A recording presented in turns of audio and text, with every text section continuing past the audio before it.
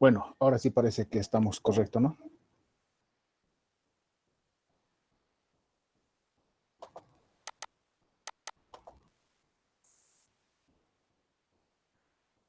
Muy bien, entonces lo que vamos a hacer ahora es el tema de fuerza de empuje, que tal vez ustedes ya lo han visto a grandes rasgos en Física 102, pero ahora vamos a profundizar a más detalle cuál es la razón de por qué ocurre este fenómeno.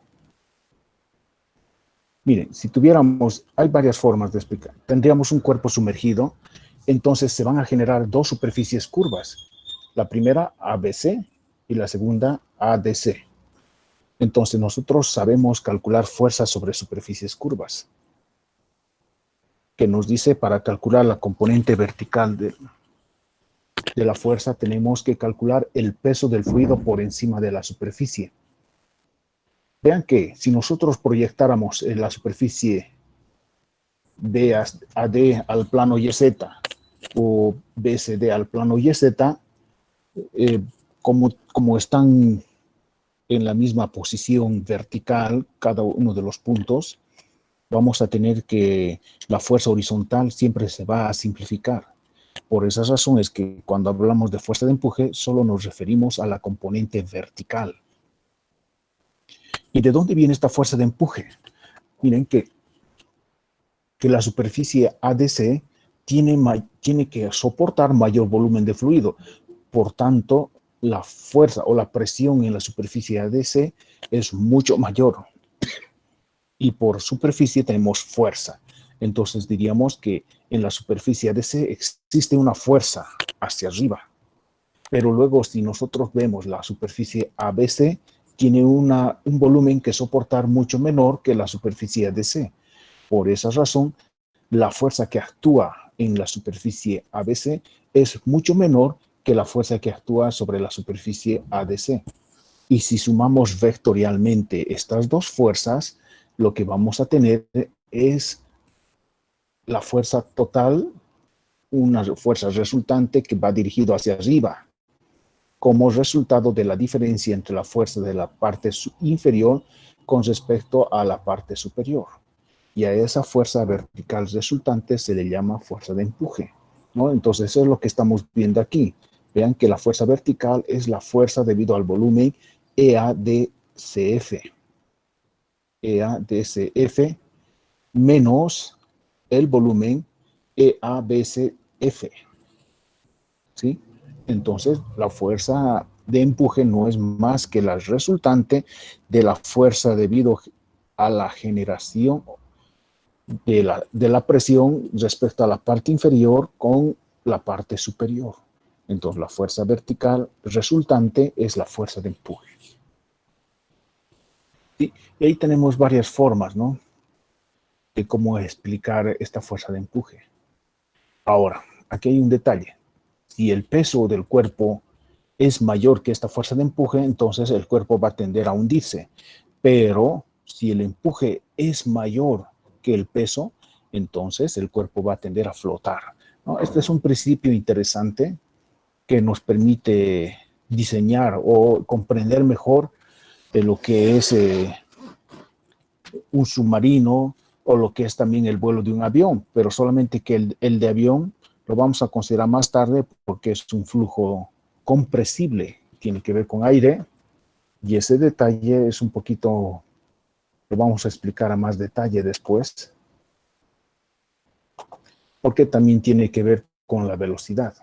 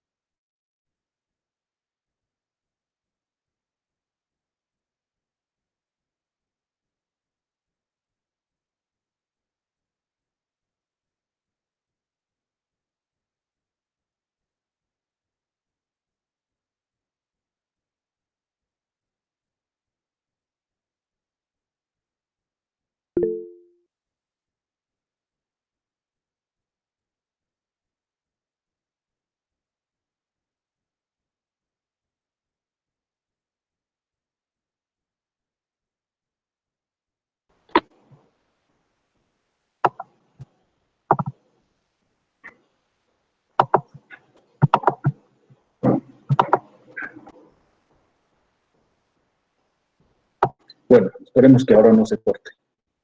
Último intento. Entonces, como les iba diciendo, esta fuerza de empuje también se llama en la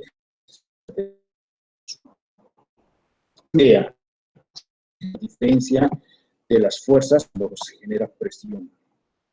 Sabemos que la presión está en función a la altura o a la profundidad. Entonces, cuando hay diferencias de presiones y estas presiones actúan sobre superficie, se van a generar fuerzas. Estas fuerzas, entonces, como son vectores, tienen que estarse para obtener fuerza. ¿Sí? Entonces, un principio. Ingeniero, no sé si sea mi caso, pero no entiendo lo que está diciendo, se le está cortando demasiado el audio. Sí, Inge, perdón, a mí también me corta demasiado su audio, no se entiende lo que está explicando porque no deja el audio.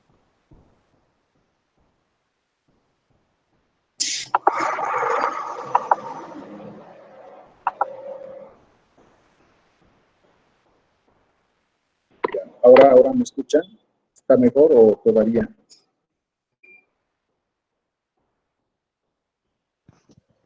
Algo mejor, pero es como que se sigue sintiendo la interferencia en la llamada.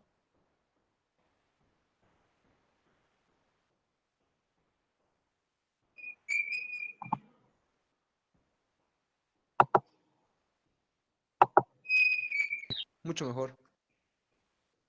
Ya, vamos a retroceder un poco entonces. Estos problemas también son inesperados, ¿no? Lo que les decía, con este análisis, nuevamente para recordar, que la fuerza de empuje viene de la diferencia entre la fuerza de la parte inferior con respecto a la parte superior. Porque recordando un poco lo que hemos visto, fuerza sobre superficies curvas, sabemos que la fuerza se va a generar cuando calculemos el volumen que soporta por encima de la superficie curva. Entonces, la superficie ADC tiene que soportar mucho más volumen que la superficie ABC. Por esta razón, esta superficie ADC tiene mayor fuerza y la fuerza ABC tiene menor fuerza, que va de arriba hacia abajo. En cambio, ADC va de abajo hacia arriba. Si restamos estas dos fuerzas, nos da como resultado una fuerza vertical, que la llamamos fuerza de empuje. Esta fuerza de empuje también se puede llamar fuerza de sustentación o fuerza de apoyamiento, que es lo mismo. Solamente que estos conceptos se usan de acuerdo al uso. Nosotros usamos fuerza de sustentación, o perdón, fuerza de empuje. Sustentación es cuando más que todo los objetos que vuelan. Aunque viendo desde este principio como tal, como el fenómeno es el mismo, podríamos decir que, siendo que el aire o el agua también son fluidos, podríamos decir que las aves nadan en el aire o que los peces vuelan en el agua, ¿no? Entonces, físicamente es lo mismo, solamente que nosotros, para diferenciar el medio, que es agua o aire, decimos entonces nadar o volar, porque el principio como tal es el mismo, se genera una fuerza debido a la diferencia de presiones con respecto a la superficie, una fuerza que siempre va a ir hacia arriba. Y eso es lo que hace que los elementos tiendan a flotar o a volar en otro caso. Y aquí podemos ver un ejemplo respecto a los submarinos. Este diseño como tal ha sido copia de un animal que la conocemos mucho. Por ejemplo, veamos la ballena, por ejemplo, o los delfines.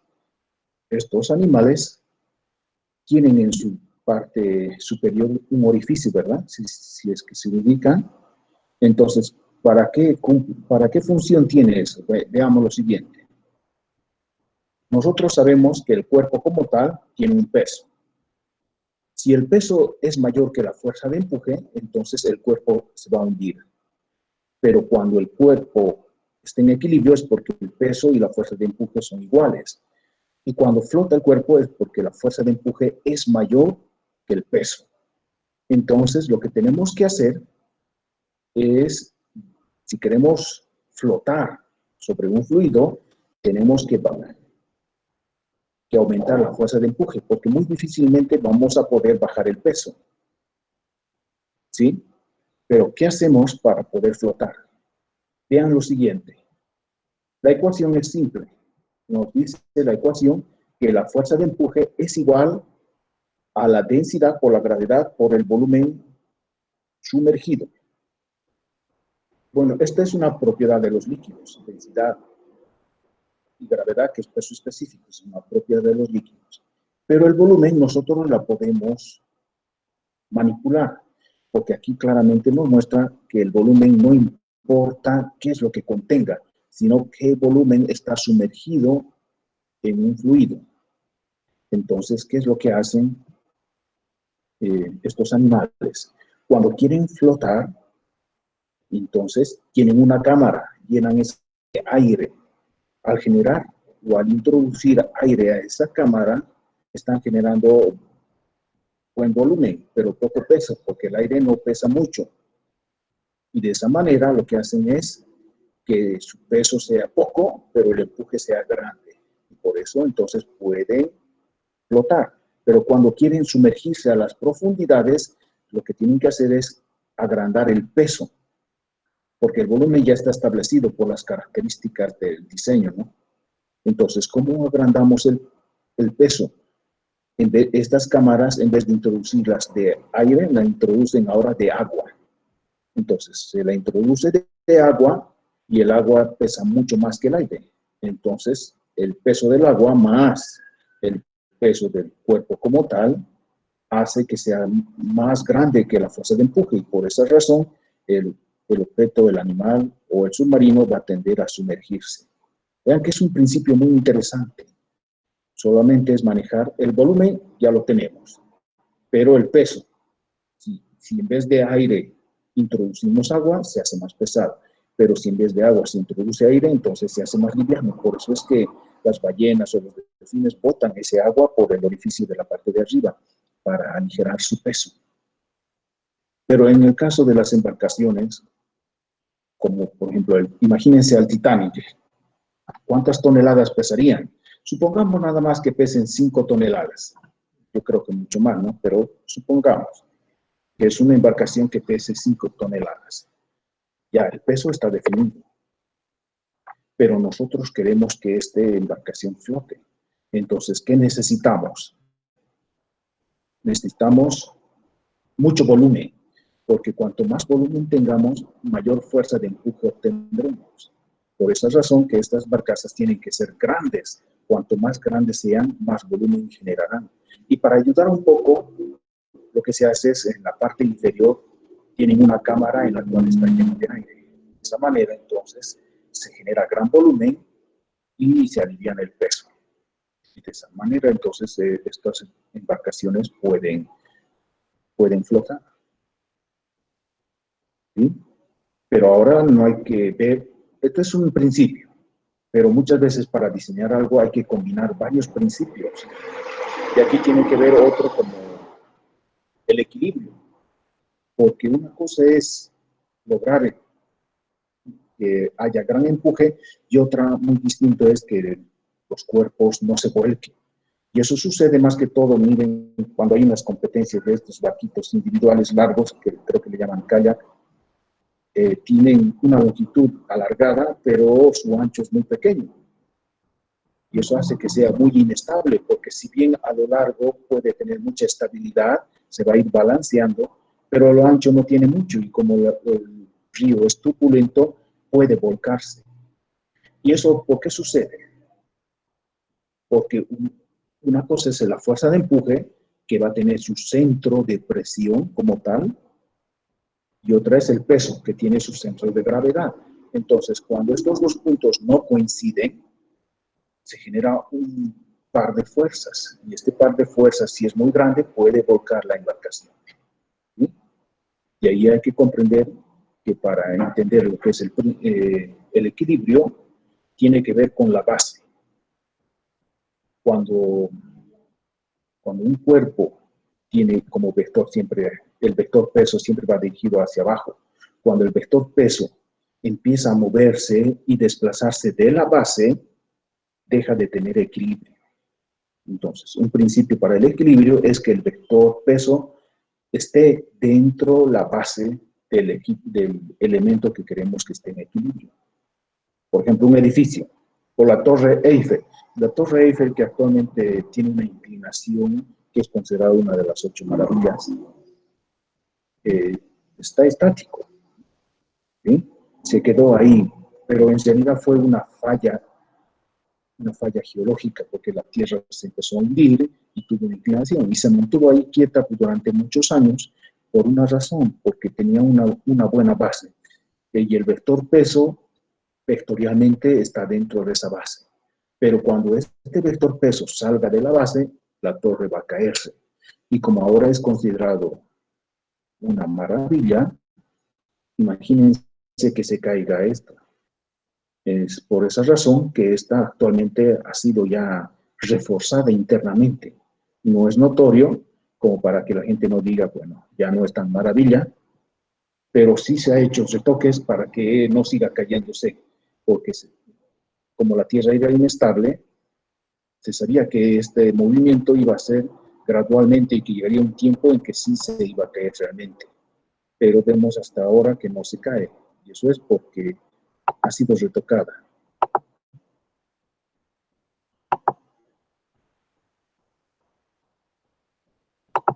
¿Sí?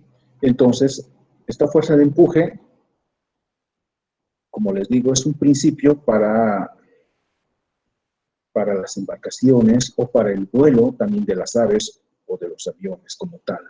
Pero por ahora solo vamos a ver de las embarcaciones. Después vamos a ver del vuelo, porque para eso tendríamos que entrar a lo que es dinámica de fluidos. ¿Sí? Entonces, de aquí también aparece el principio de Arquímedes, que nos dice todo cuerpo sumergido total o parcialmente en un líquido gas experimenta la acción de una fuerza vertical dirigida hacia arriba, denominada empuje.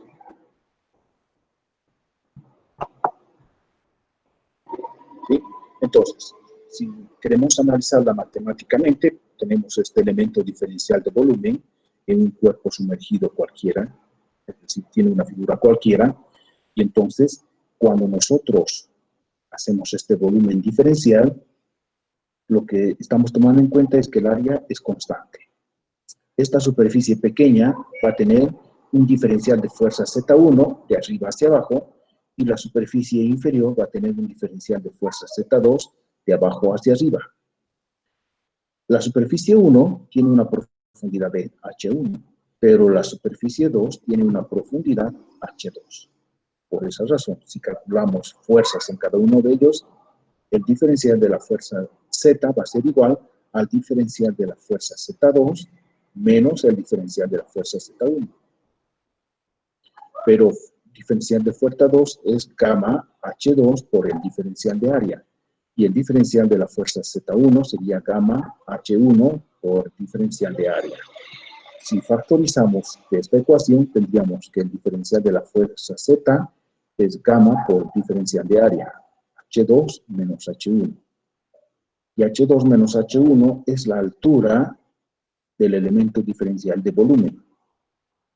Diferencial de área por altura es diferencial de volumen.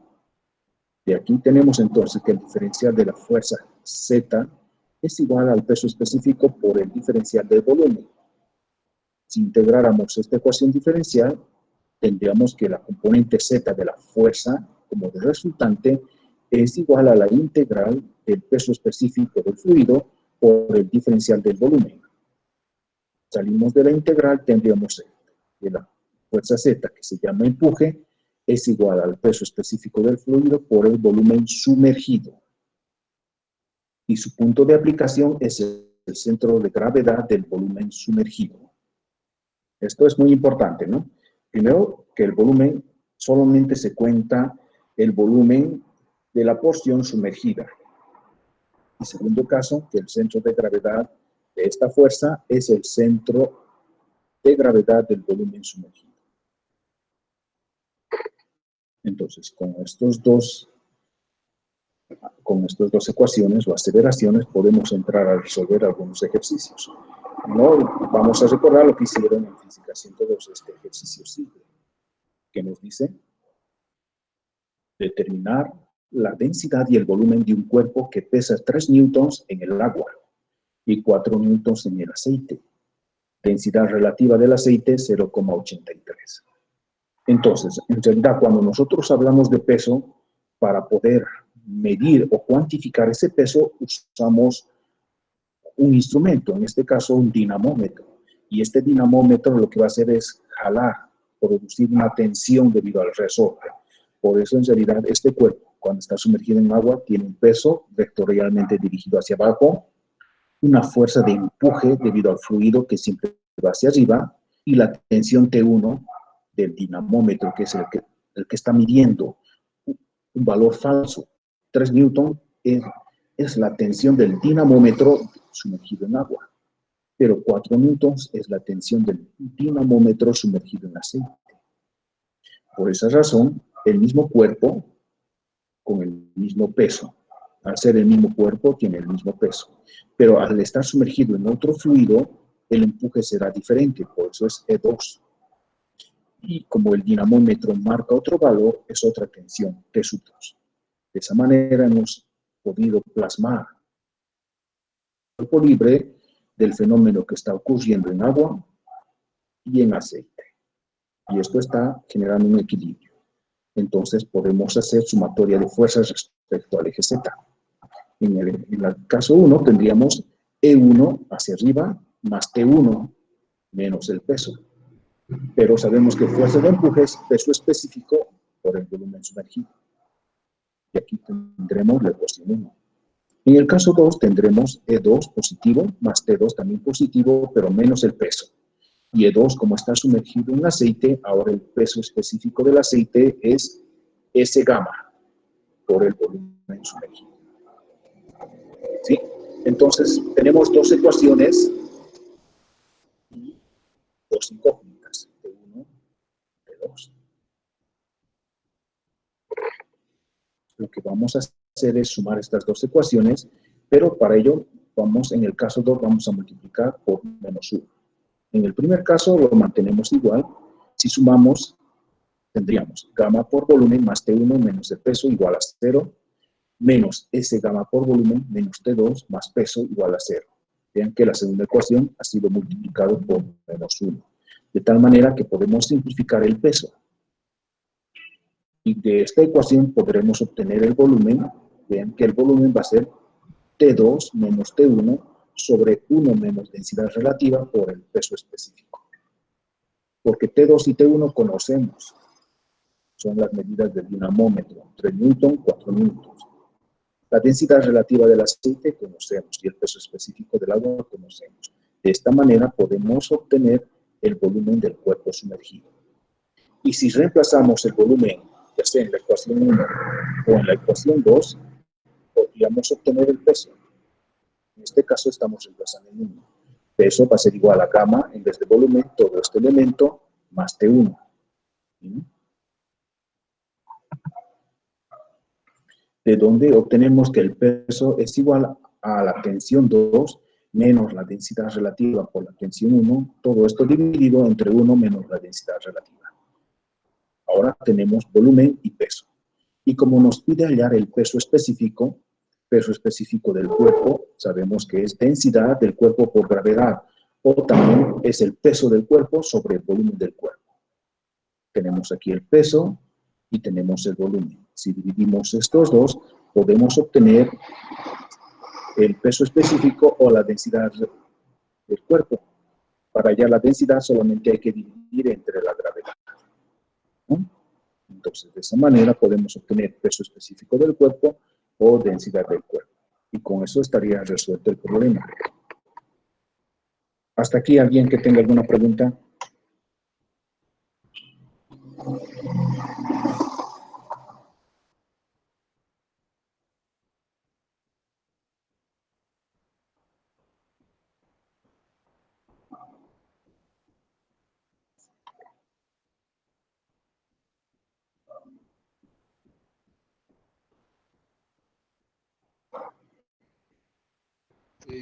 Sí, Inge, ¿puede volver a explicar por qué el peso específico tienes la fórmula de densidad por gravedad, por favor?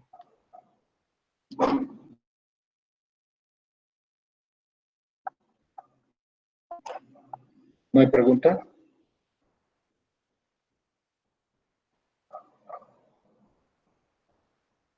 Dime.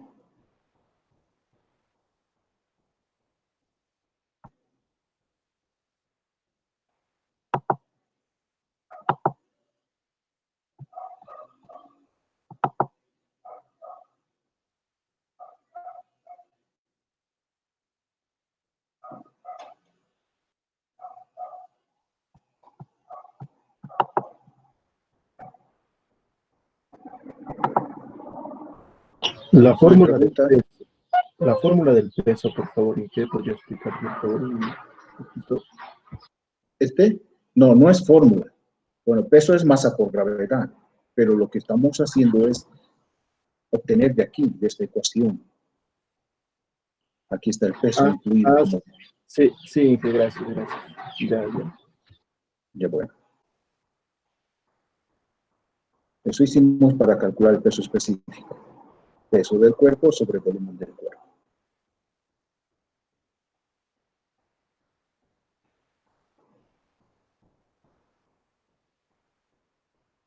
Bueno, si no hay preguntas, vamos al ejercicio 2.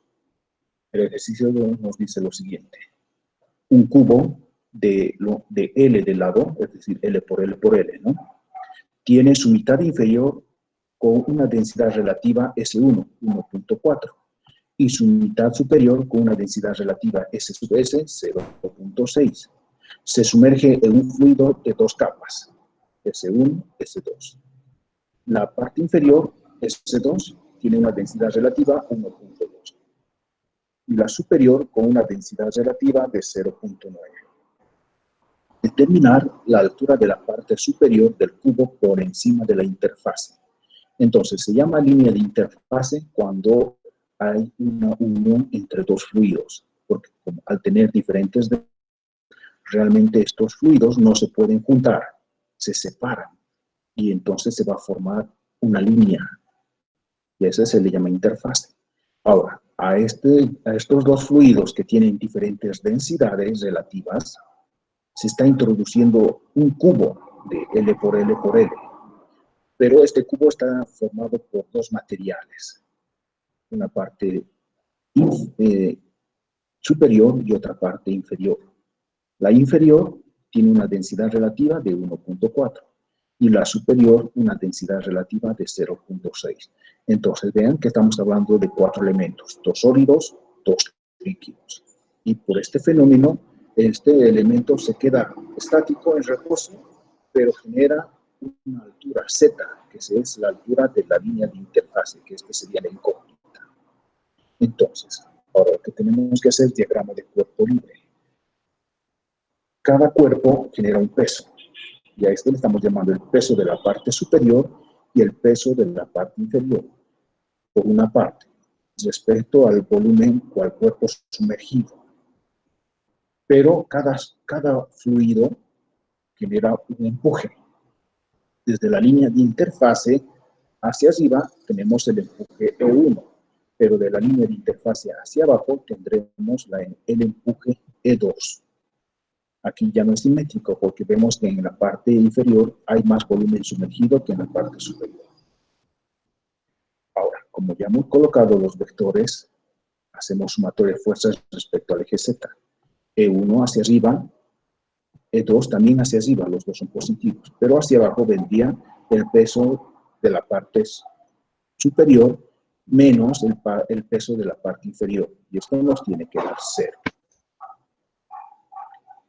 Ahora, sabemos que empuje es peso específico por el volumen sumergido. E1 sería S1 gamma por este volumen que está aquí pintado de azul, que sería L por L, que es la base, por la altura Z. Aquí tenemos volumen, entonces gamma por volumen. La fuerza de empuje 2 sería S2 gamma por L por la altura, esta alturita, que va a ser, desde aquí hasta aquí sabemos que es L menos Z. Esa es la altura, L menos Z. Luego el peso.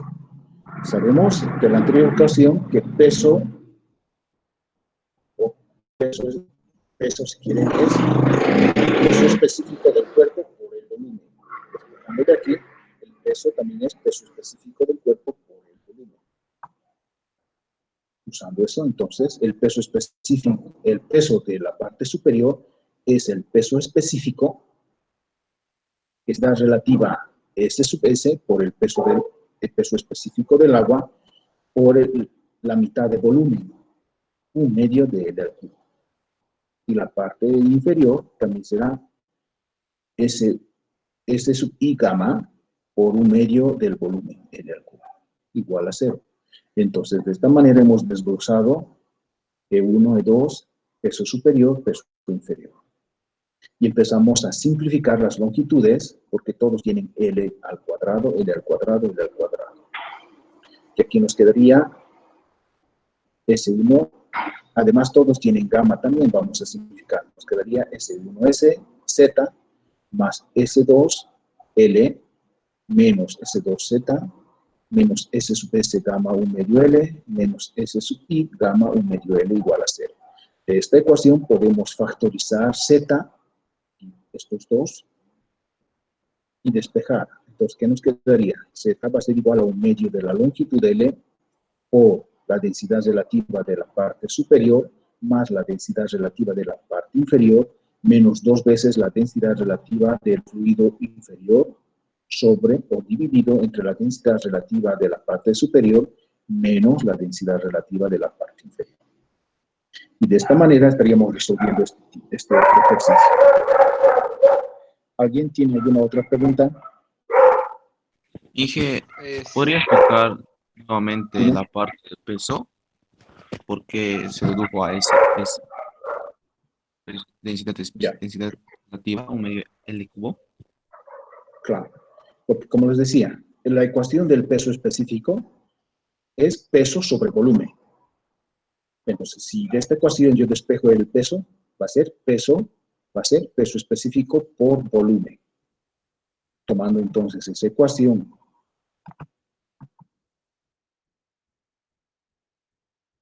aquí, peso específico por volumen. Entonces, el peso específico de la parte superior, como todos los datos son densidades relativas, sabemos que el peso específico es densidad relativa por el peso específico del agua. Por esta razón tenemos el peso específico de la parte superior por gamma por el volumen, pero solamente la mitad de volumen, porque solo esta mitad tiene una densidad relativa de 0.6. Y en cambio ya el peso 1, que sería todo esto, el peso específico por el volumen. Densidad relativa de la parte inferior por el peso específico del agua por la mitad del volumen del cuerpo sumergido. De ahí saldría. Una pregunta. Bien. Lo que no entendí fue la parte del principio. Dentro del cubo se colocaron dos líquidos diferentes que ocupan la mitad del cubo cada uno. No. Sino que el cubo es un elemento sólido, pero este cubo está formado por dos materiales. No nos dice qué materiales son, pero nos da sus densidades relativas. Entonces, a la mitad es como si el cubo lo partieras a la mitad y la parte inferior tiene un material y la parte superior tiene otro material de densidades relativas. Miren, la parte inferior 1.4 y la parte superior 0.6. Entonces, veámosle como si fuera un tipo de aleación, pero no mezclada, que se ha puesto un elemento pesado y así ha sido un elemento liviano y se ha vuelto un cubo sólido. ¿Sí? Entonces, este cubo sólido de dos materiales recién se ha sumergido en un recipiente que tiene dos fluidos, S1 y S2. Y ahí se mantiene en equilibrio. Y lo que nos pide hallar es esta altura de interfase, Z. Gracias, Inge. Ahora sí está claro. Bueno, ¿alguna Inge, otra pregunta? Dime. En las ecuaciones, la penúltima fila, creo que las gamas toditas se han ido, ¿no ve? Ah, sí, aquí también era, esto está de más, ¿no? Sí, esto se habría que eliminar, porque alguna Ay, razón ay, especial. ay, Porque qué si tú ves gracias. el resultado, no tiene gamas, ¿no? Sí, muchas gracias. Sí, sí, gracias por la observación.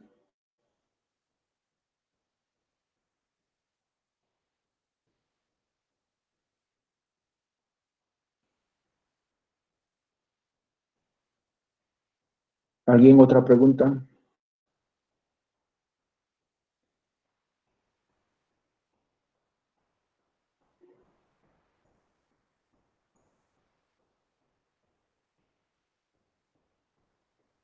Bueno, entonces, otro ejercicio. Aquí tenemos otro ejercicio.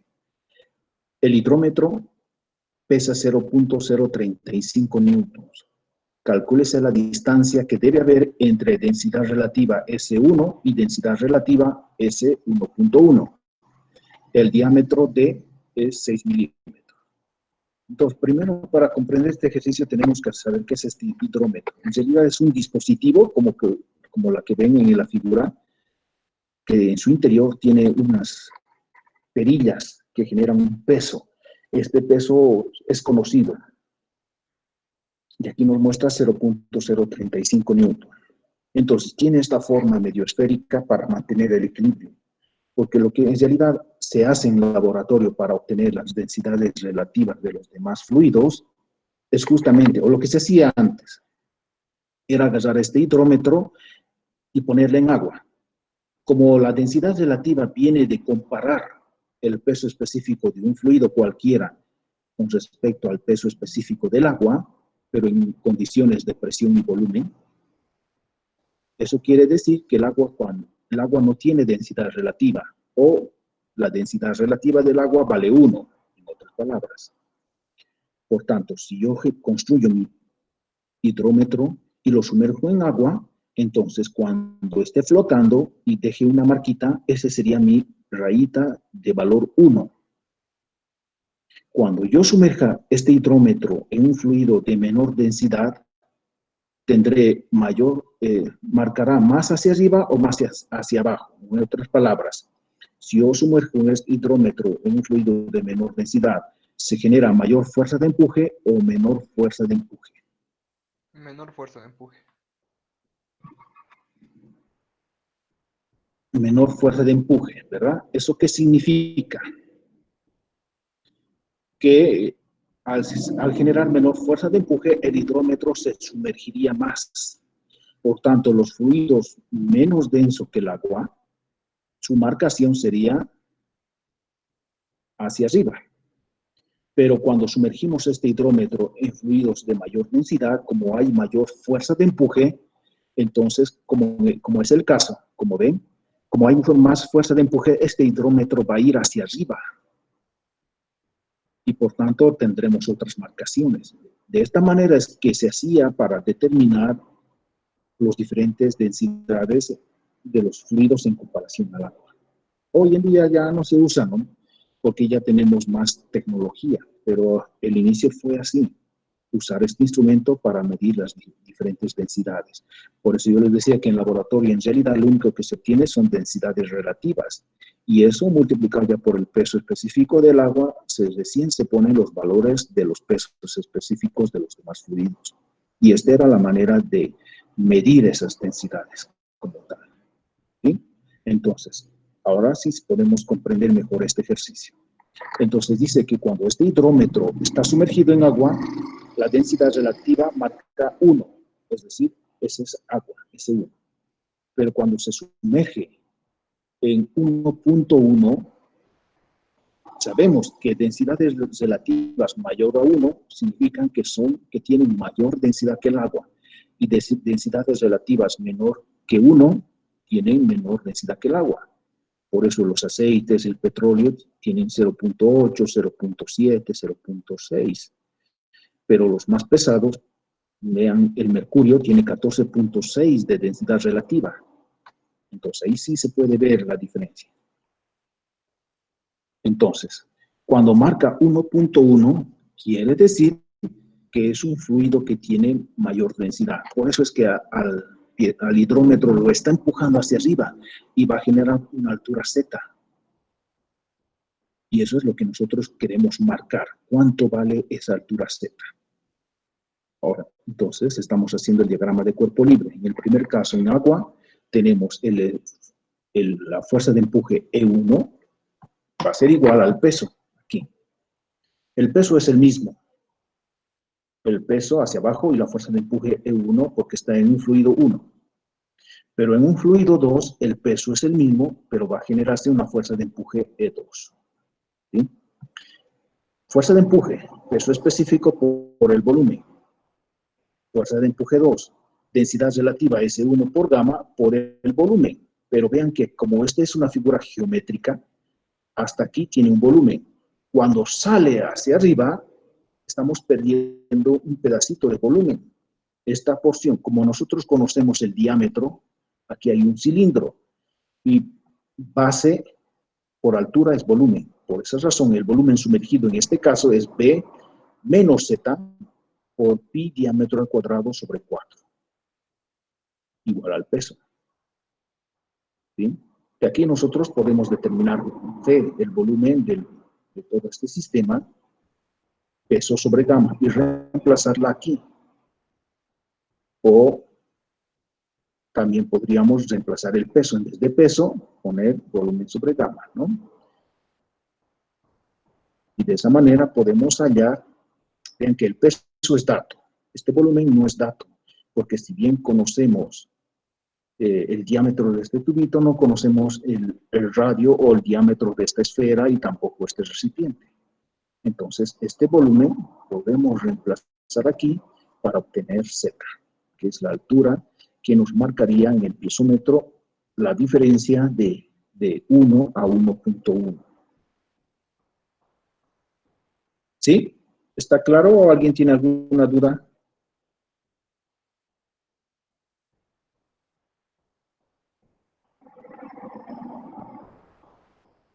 Todo claro, Inge. Bueno, aquí tenemos otra pregunta. Vean lo siguiente. Para obturar un orificio, se dispone de un tapón cónico macizo con dimensiones indicadas en la figura. Determinar la fuerza necesaria para levantar el tapón, sabiendo que su peso es numéricamente igual al empuje sobre el cono. ¿Cuál será la densidad del cono? Es interesante porque nosotros usamos muchos tapones cónicos cuando hay orificios, ¿no? Y ahora veamos por qué usamos tapones cónicos y no tapones cilíndricos. Porque genera mayor obturación, ¿no? Pero desde el punto de física, que veamos qué se produce. Aquí tenemos entonces un orificio que no nos dice qué diámetro tiene, pero tenemos un cono isósceles, ¿no? Un cono perfecto que está dividido entre dos alturas, H hasta el orificio y lo que sale del orificio H. Entonces, si nosotros prolongamos esta vertical, como lo tenemos en la gráfica, vamos a ver esta porción. ¿Sí? La parte superior del cono, como tiene una profundidad constante, H mayúscula menos H minúscula, está actuando una presión uniforme, es la misma presión, y presión por allá tenemos fuerza. Ahora, si nosotros recordamos bien el concepto de fuerza de empuje, nos dice que es igual al peso específico del fluido por el volumen sumergido. Aquí, uno pensará que si yo trazo aquí una línea horizontal, todo esto es volumen sumergido, pero no es cierto. Lo que tenemos que hacer es trazar verticalmente hacia arriba líneas como este caso, y esta porción que la ven en el orificio realmente no genera fuerza de empuje, porque para generar fuerza de empuje tiene que haber una superficie inferior y otra superior, porque la fuerza de empuje es la diferencia de las fuerzas que se generan en la parte inferior con respecto a la parte superior. Y esta porción del orificio, su parte inferior está fuera. Al estar fuera del fluido, entonces no hay fuerza debido a la presión. por tanto no hay fuerza de empuje, solo hay fuerza debido a la presión. Entonces la presión está empujando, por eso si nosotros generáramos o le pusiéramos más fluido, este tapón puede romperse, y si viéramos cómo se rompe, para que se rompa va a tener que penetrar el orificio, y lo que va a hacer es romperse estas esquinas, y estas esquinas no van a entrar al orificio, sino van a ir hacia arriba debido a la fuerza de empuje, porque aquí es donde se generaría fuerza de empuje, pero no en esta porción. En esta porción lo que se genera es presión o fuerza debido a la presión hacia abajo. Por esa razón, vean la gráfica, trazo dos verticales según el orificio, y en esta superficie se está generando presión, y presión por área, fuerza. Esta fuerza está tratando de empujar al tapón cónico hacia afuera, pero el empuje, este cuerpo sí tiene empuje porque aquí tenemos una fuerza, una superficie superior y una superficie inferior, entonces sí hay empuje, pero el empuje está tratando de jalar, diríamos, al tapón hacia arriba, ¿sí? Ahora, según esta gráfica, tenemos la fuerza necesaria para levantar el tapón, FB, va a ser igual a la fuerza AB que genera debido a la presión del fluido, más el peso del tapón, menos el empuje. Pero aquí tenemos un dato, dice que el peso es numéricamente igual al empuje sobre el cono. Eso quiere decir que en magnitud son iguales. Por eso, peso menos empuje se simplifica y vemos que la fuerza que se requiere para levantar el tapón mínimamente tiene que ser la fuerza B. Ahora calculamos esta fuerza B, que sería presión, que es gamma H menos H, por el área, y el área es circunferencial. Para poder hallar ese círculo, entonces necesitamos hacer semejanza de triángulos. Por eso es que vamos a poner letras. Aquí, M, A, O, B, N, R, P, Q, S, C. ¿Sí? Y vamos a decir que el triángulo MOC, MOC, es semejante al triángulo MAQ. Como son semejantes, quiere decir que sus catetos son proporcionales. MO es proporcional a MA, como CO, la altura, es proporcional a AQ. Pero MO, si este es 2H, entonces la mitad será H. Por eso es que MO es H. MA no conocemos, es de incógnita. CO, desde aquí a aquí, sabemos que es 2H. Y AQ es H, porque toda la altura es 2H, pero solamente la altura hasta el orificio es H. De esta ecuación podemos obtener MA, H medios. Quiere decir que esta porción sobrante después del orificio es H medio. Y como todo es H, MO es H, quiere decir que el orificio tiene un radio de H medios. AO es H medios. Ese es el radio del orificio. Es entonces que ahora podemos hallar la fuerza vertical, fuerza B, que es gamma gamma H menos H, que es la presión a esa profundidad. Y el área es pi por radio al cuadrado, pi H medios al cuadrado. Entonces tenemos la fuerza AB. Ahora, para calcular la densidad, tomamos el enunciado que nos dice que el peso es igual al empuje. El peso del cono es igual a la densidad del cono por la gravedad, por el volumen del cono, esto ya lo hemos visto. El empuje es el peso específico del fluido por el volumen sumergido. De aquí, gravedad con gravedad podemos simplificar. Entonces, ¿qué es igual el volumen del cono? Es igual a 1/3 de la base por la altura. 1/3 o del diámetro al cuadrado sobre 4, ¿no? 1/3 pi diámetro al cuadrado sobre 4 por la altura, 2h. Este es el volumen del cono. 2/3 pi h al cubo. Ahora, para hallar el volumen sumergido, entonces calculamos el volumen del cono y vamos a restar el volumen AB RQ menos el volumen QRC, es decir, menos este cilindro menos este otro cono, porque el volumen sumergido es como un anillo troncocónico perforado. Necesitamos hallar ese volumen, este con este, que no son dos triángulos, sino es como un anillo cónico, pero perforado. Por eso es que, como ya tenemos el volumen del cono, 2/3 pi h al cubo, menos el volumen de este cilindro, que es el área por la altura. Pi por radio al cuadrado, pi h medios al cuadrado por h, menos el volumen de este otro cono, que es 1/3 de la base por la altura. 1/3 pi h al cuadrado, pi h medios al cuadrado por la altura h. Sumando todo esto, tendríamos que es igual a 1/3 pi h al cubo. Reemplazando en 2, tendremos que el volumen del cono, que es 2/3 pi h al cubo por la densidad del cono, que va a ser igual a la densidad del agua por el volumen sumergido, que es 1/3 pi h al cubo.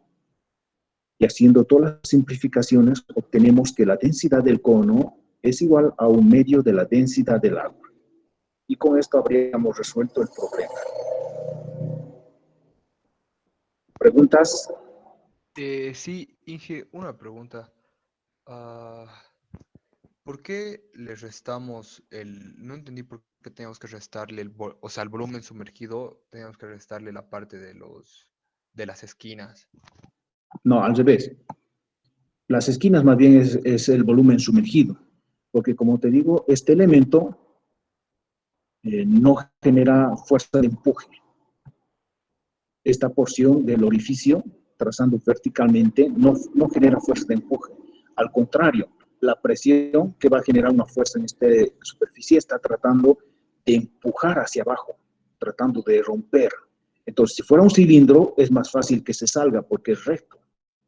Por eso es que normalmente los tapones son cónicos, ¿no? Porque genera mayor esfuerzo. Trazamos verticales y este anillo cónico es el que genera empuje. Por eso sería volumen sumergido, porque esto no está generando empuje. Su superficie superior es AB, sí está sumergido, pero la superficie inferior, que es este cono, no está sumergido. No hay diferencia de fuerzas debido a la superficie inferior respecto a la superior. Por lo tanto, no hay fuerza de empuje. Por esa razón, es que para hallar el volumen sumergido, tenemos que restar el volumen total del cono menos el volumen interior.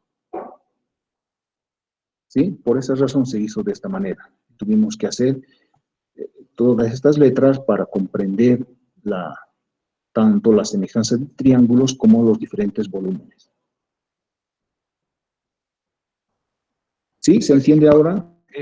Más o menos, entonces para calcular el volumen sumergido, al volumen del todo el cono se le resta lo que vendría a ser el cilindro más el pequeño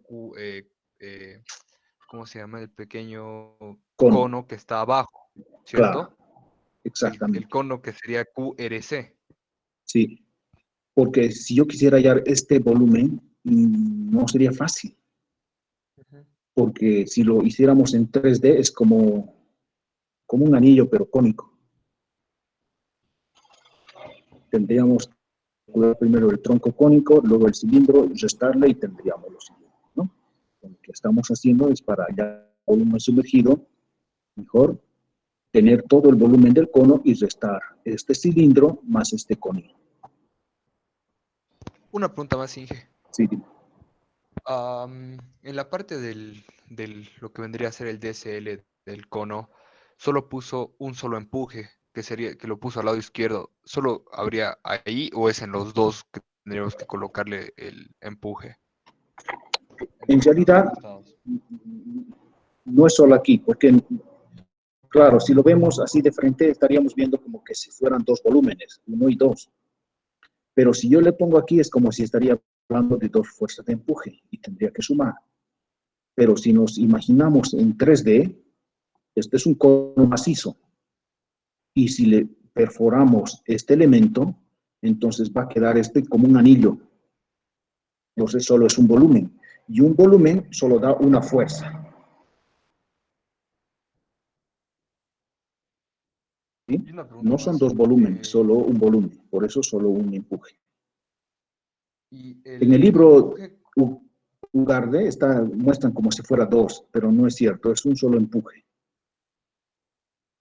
Inge, y en este caso, el empuje y el peso de todo el tapón no estarían generando un par.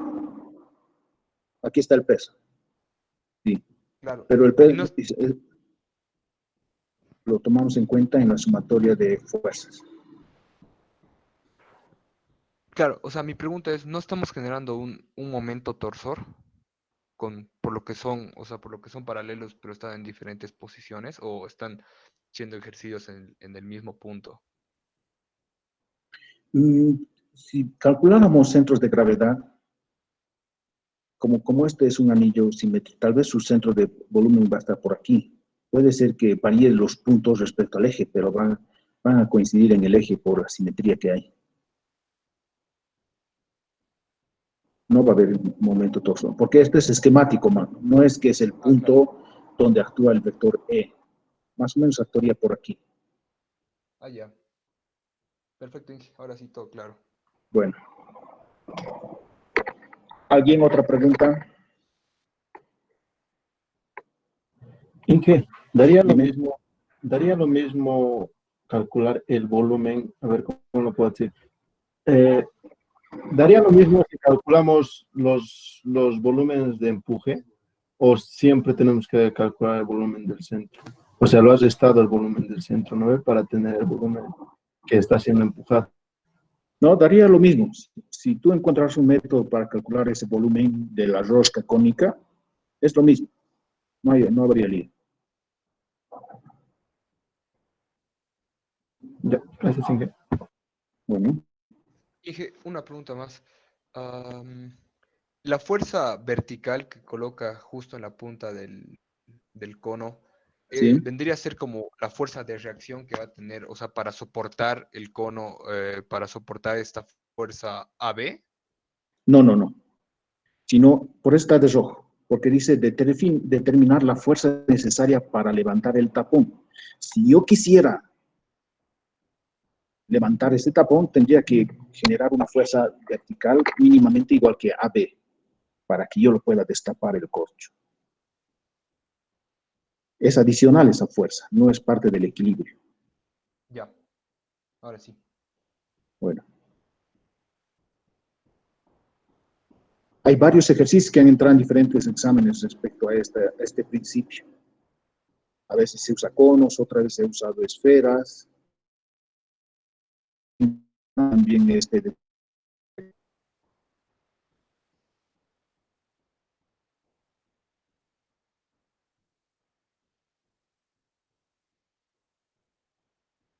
¿No hay más preguntas?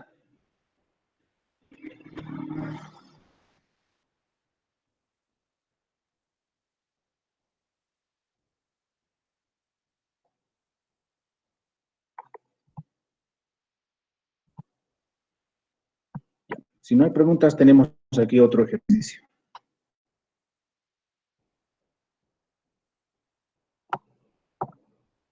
Dice lo siguiente. Calcular el diámetro de la esfera para que la compuerta mostrada comienza estando pivoteada en el punto O. La compuerta pesa 500 kilogramos fuerza y la esfera está hecha de un material cuyo peso específico es 400 kilogramos fuerza por metro cúbico. Despreciar los efectos de fricción en la polea. Entonces este ya es un sistema combinado. Aquí hay fuerzas sobre superficies curvas y fuerza de empuje. Los exámenes en realidad vienen combinados, porque todo lo que estamos haciendo, resumirla en 5 ejercicios, es muy difícil, ¿no? No entraría. Entonces hay que ir combinando. Más o menos este sería un prototipo de lo que es. Tenemos fluido, agua, y a 6 metros de profundidad tenemos un pivote tipo semicilindro con una longitud de 4 metros. ¿Sí? Entonces, lo que tenemos que hacer es primero calcular las fuerzas que estarían actuando en esta superficie curva. Esta superficie curva, si yo le proyecto al plano YZ, me va a dar un rectángulo, como este caso, por eso solo la plancha. Y en este punto, a una profundidad H, tengo una presión, aquí está, que es gamma por H. Pero a una profundidad H más 2R, aquí, ya tengo una presión más grande, que será gamma R más gamma H. Y prismas, uno rectangular y uno triangular. Cada prisma genera una fuerza. Por eso en el centro de gravedad de este volumen, fuerza 1, con su brazo de 1 respecto al punto O, que es el pivote. Y este otro prisma triangular genera una fuerza 2 respecto a su centro de gravedad, un brazo de 2. La fuerza 1 es gamma por H por la altura, que sería 2R, por la longitud o por el ancho L. Y el brazo de 1, como todo esto es 2R, será R nada más, ¿no? La fuerza 2 será la base, 2 gamma R por la altura, por 2R, por un medio.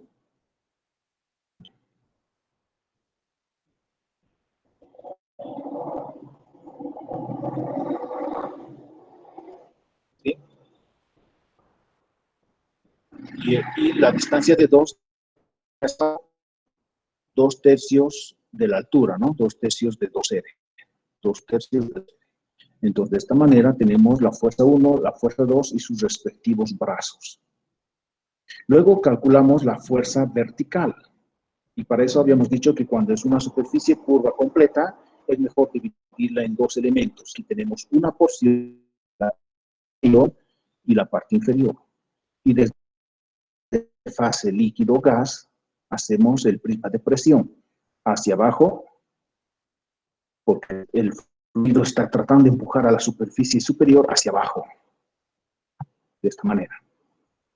Y esto, para poder hallar, lo que vamos a hacer es un prisma rectangular como este tipo, menos un prisma, un cuarto de cilindro, ¿no? O un cuarto de cilindro, en realidad, porque tiene ancho constante. En el otro caso, en la parte inferior, tenemos la línea de interfase líquido-gas y trazamos las líneas del prisma de presión, pero hacia arriba, porque el fluido está empujando a esta superficie hacia arriba. Y para hallar este volumen, descomponemos en un prisma rectangular más un prisma cuarto de cilindro. Y como estos dos tienen las mismas dimensiones, pero sentidos opuestos, se van a simplificar como fuerzas.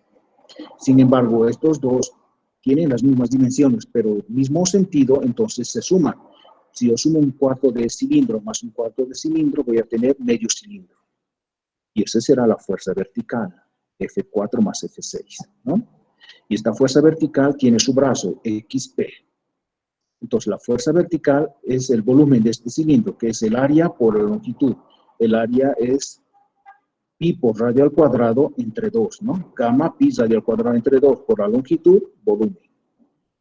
Y el centro de presión está a 4/3 R sobre pi. 4/3 R sobre pi. Entonces, si colocamos todas las fuerzas en un diagrama de cuerpo libre en la compuerta O, tendremos la reacción X, la reacción Z, la fuerza F1, F2, la fuerza vertical, el peso de la compuerta y la tensión T de la cuerda. F1 conozco, F2 conozco, F vertical conozco, el peso de la compuerta conozco. Toda la incógnita es la tensión, Rx, Rz. Pero no nos interesa estos valores, sino tensión respecto al punto O para anular estas fuerzas. F1 y F2 están tratando de hacer girar en sentido antihorario con respecto al punto O, por eso producen momento positivo. F1 de 1 más F2 de 2. El peso también está tratando de hacer girar en sentido horario, en sentido antihorario, por eso también produce un momento positivo. Peso por su brazo, 4/3 R sobre pi. Pero la fuerza vertical está tratando de hacer girar en sentido horario, produce momento negativo, menos fuerza vertical por su brazo. Tensión T también está tratando de hacer sentido horario, produce momento negativo. T por su brazo 2R. Y esto es igual a 0. De esta ecuación despejamos la tensión T. Aquí está. T ya tenemos. Esta tensión T, luego hacemos diagrama de cuerpo libre de esfera que está en equilibrio dentro del fluido. Como hay una cuerda, podemos ver nuevamente la gráfica aquí. Aquí tenemos una cuerda. Si la tensión T viene aquí, la tensión T le está jalando a la esfera hacia abajo. También tiene el peso, pero tiene un empuje. La tensión T, el peso de la esfera hacia abajo y el empuje hacia arriba.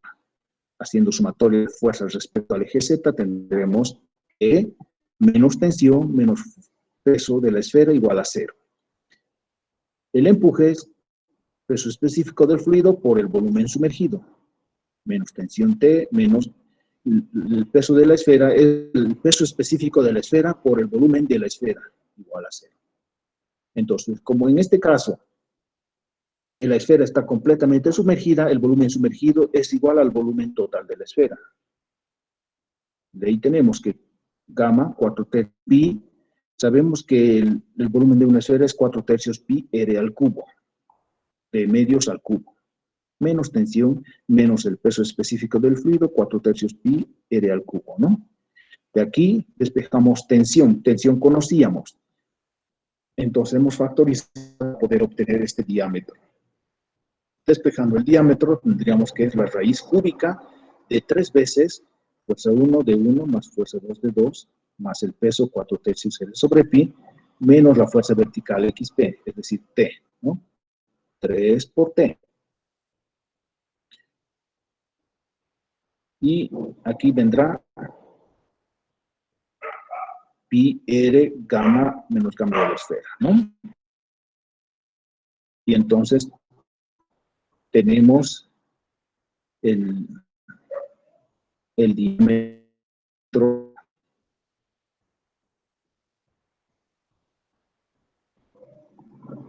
¿Preguntas?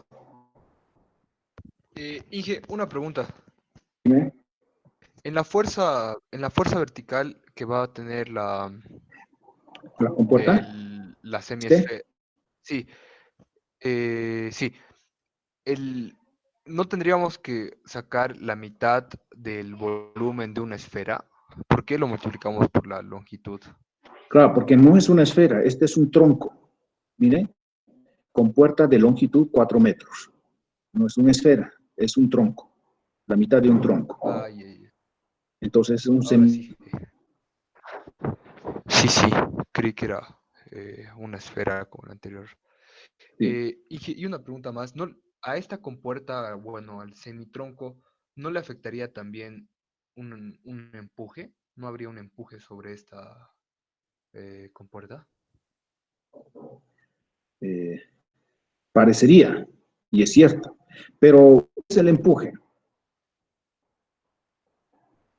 ¿No es esto acaso el empuje? El empuje hemos dicho que es calcular la fuerza inferior y la fuerza superior y restarla. Y nos va a dar como resultado una fuerza total vertical hacia arriba. ¿Sí? Entonces la fuerza vertical resultante de un cuerpo sumergido de la parte inferior con respecto a la parte superior es la fuerza de empuje. Entonces, todo este concepto que aquí lo estoy desglosando como calcular las fuerzas sobre superficies curvas es en realidad el concepto de empuje. Esta fuerza vertical sería empuje. Entonces, o calculo como fuerza vertical total o como empuje, pero no puede aparecer dos veces porque estaría como que repitiendo, ¿no? O es empuje o es fuerza sobre superficie. ¿Sí? Sí, Inge, sí.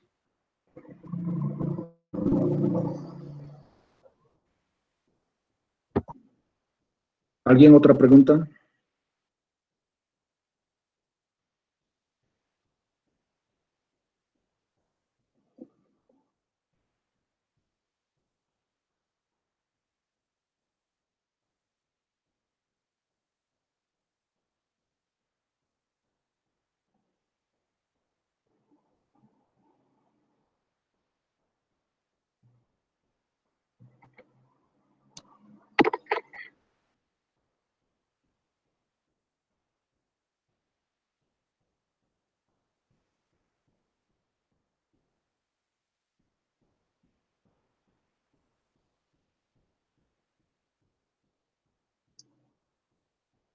¿No hay preguntas? ¿Está claro entonces?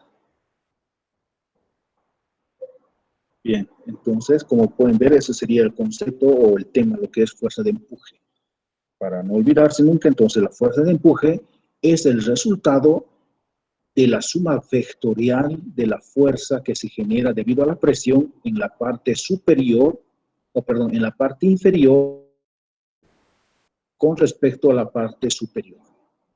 Entonces, siempre que hagamos una fuerza total verticalmente debido a la presión que van a generar por las superficies, el resultado nos va a dar una fuerza de empuje que es verticalmente hacia arriba. Siempre la fuerza de empuje es hacia arriba.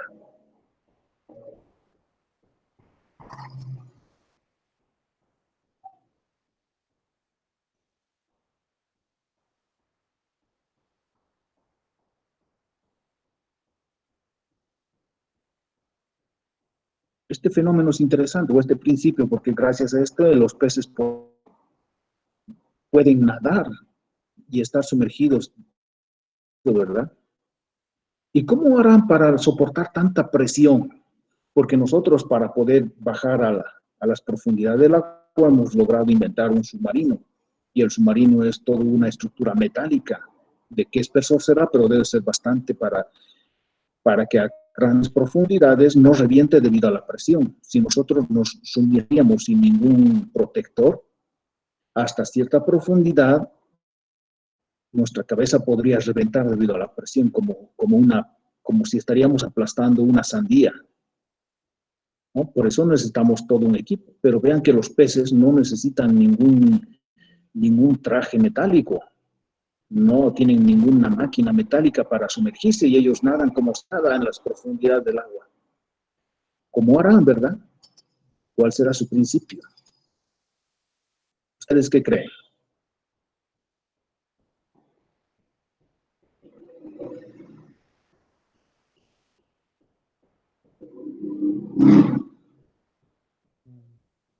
¿Alivian la presión con el agua que meten por dentro? Sí. Si yo estoy en una profundidad, pónganse H, ya tengo una presión debido al fluido que va a ir, pero si yo me introdujera agua a esa misma presión, entonces internamente yo voy a generar la misma presión de adentro hacia afuera y vectorialmente estaría en equilibrio, ¿no? Por esa razón los peces tienen que absorber y botar agua para mantener la presión en equilibrio tanto fuera por dentro. Y a la vez que al absorber ese agua, extraen el oxígeno, mantienen el equilibrio y hacen que su cuerpo reviente por la presión externa. Es un equilibrio interno. Muy interesante.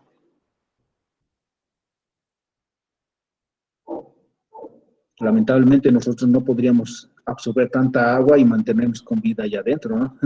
Ese es un problema. Pero ellos sí lo pueden hacer. Y entonces vean que la naturaleza maneja los principios como tal. Y lo hace de tal manera que lo hace ver tan simple, pero sin embargo es muy complicado. Analizar a detalle cada fenómeno de la naturaleza nos abre más la amplitud de la ingeniería. En otras palabras, todo lo que ahora tenemos en realidad ha sido descubierto solamente estudiando la naturaleza. Si alguien de ustedes quiere seguir descubriendo más cosas, patentar algún diseño, tiene que ser muy observativo de la naturaleza. La naturaleza nos da todas las respuestas que queremos. Solo tenemos que observar y observar y observar. Y podríamos descubrir nuevas cosas, diríamos. A ver, por ejemplo, ¿cómo es posible que una mariposa, que sea un insecto tan pequeño, pueda brindarnos una gama de colores tan impresionante? ¿Cómo creen que lo hace?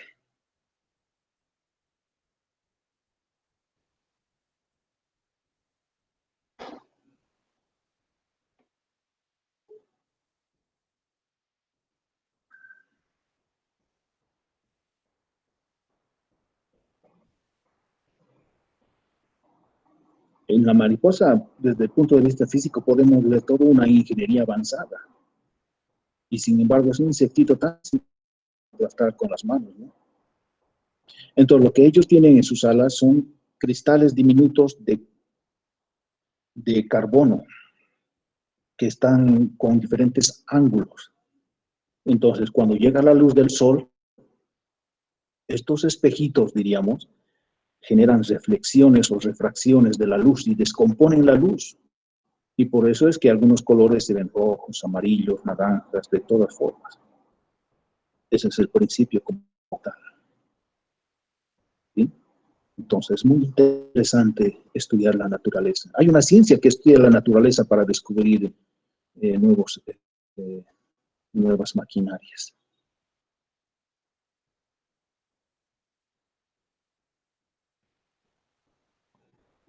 ¿Sí? Entonces, si ustedes quieren explorar más allá, les gusta bastante la ingeniería o cosas nuevas, les aconsejo, estudien la naturaleza.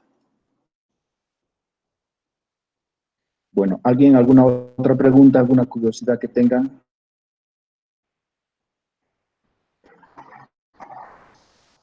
Dije, una pregunta, ¿en la siguiente clase vamos a avanzar nuevo tema o vamos a seguir haciendo ejercicios de alguno de estos temas?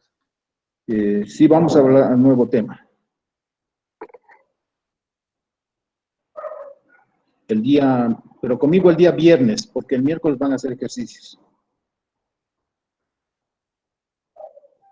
Signing.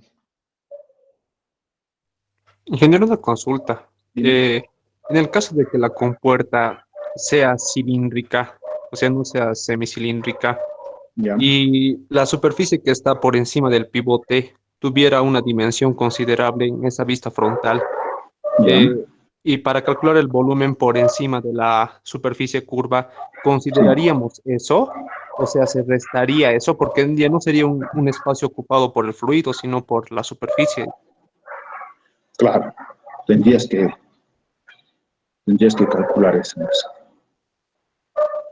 Entonces sería una resta, ¿no? Entonces, podría calcular totalmente como si no existiera eso y calcular el volumen de esa superficie. Sería recto, pero si me estás hablando de un cilindro completo, ahora depende, se puede jugar con las geometrías también. Claro. Si lo pones recto, cambia ya la concepción, porque en esa parte va a actuar una fuerza debido a la presión en superficie recta. Pero si es una porción de superficie curva, entonces también hay que calcular esa porción de volumen, pero en sentido opuesto. Y esa porcióncita generaría una fuerza negativa respecto al eje X, ¿no? Habría que restarla. Es decir, cuando hemos hallado F1, F2, aparecería un F3 más al otro lado. Y sí o sí se debe prolongar, ¿verdad? La línea de interfase entre la atmósfera y el fluido para considerar, digamos, ¿no? La otra parte del cilindro, si fuera un cilindro completo. Claro, sí, sí se tiene que hacer eso. Esa es la metodología. Gracias. Bueno.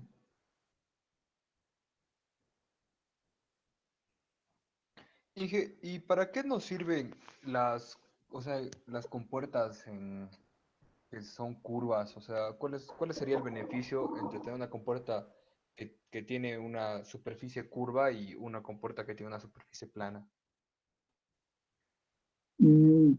Como tal vez, en realidad lo que nosotros hacemos es el estudio de principios. Solamente que le llamamos compuertas para entender como cosas simples.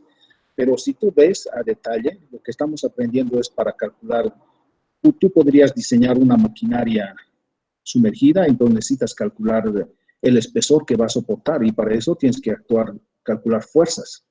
¿Qué tal si tienes una estructura como lo que hacen, ¿no?, las perforaciones de petróleo bajo el mar? Eso ya está sumergido y van a tener otro tipo de reacciones y resistencias porque ya están generando otras fuerzas. Entonces, si lo vemos como tal, tiene mucha aplicación porque en realidad todas las maquinarias tienen capas o diríamos superficies curvas. Casi ninguna maquinaria tiene superficies planas. No es lo más aconsejable, se genera mucha acumulación de tensiones. Entonces, esto en general es como un principio.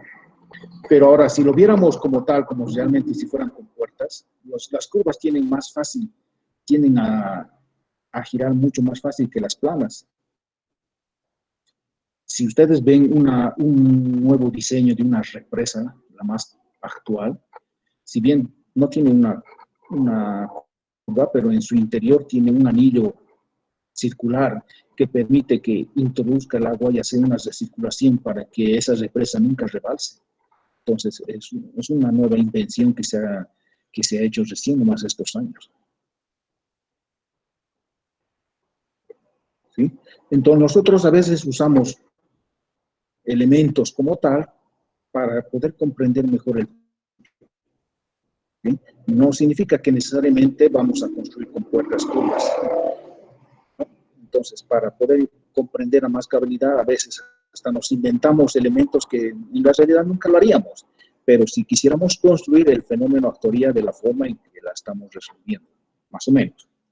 Lo que estamos haciendo ya es desarrollar nuestra imaginación para aplicar los principios que estamos aprendiendo.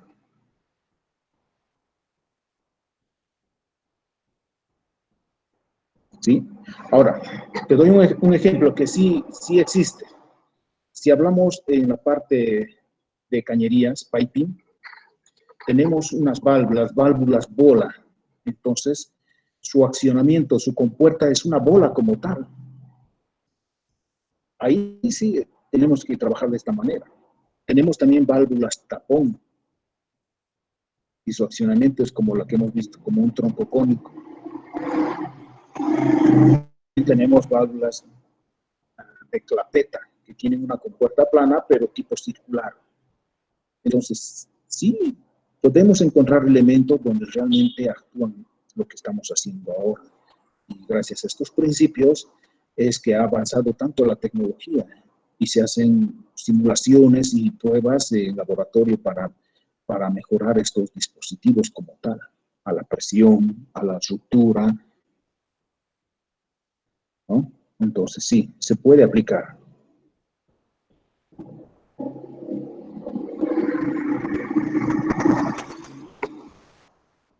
Ahora, en cuanto a la esfera que se sumerge, no es parecida a un flotador de los inodoros que tenemos.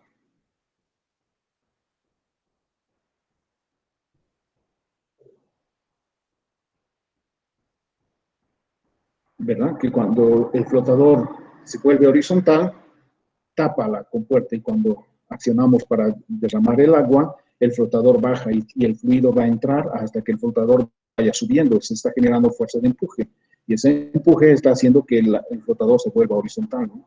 Es un principio interesante. Entonces, sí hay muchas aplicaciones, pero no podemos entrar a ese detalle porque estamos aprendiendo en realidad los principios. Y a cada uno de acuerdo a su inquietud, ya aplicará estos principios de acuerdo a su especialidad que tenga.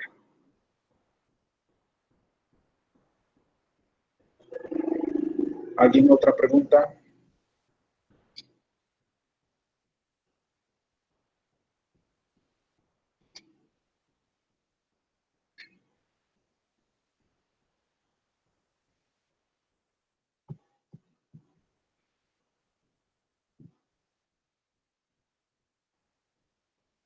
Ya. Si no hay más preguntas, quedamos aquí entonces. Continuamos la próxima clase. Yo ya voy a subir esta presentación al Classroom para que lo tengan y puedan seguir estudiando. No se acumulen materia, vean que cada vez se está haciendo más y más.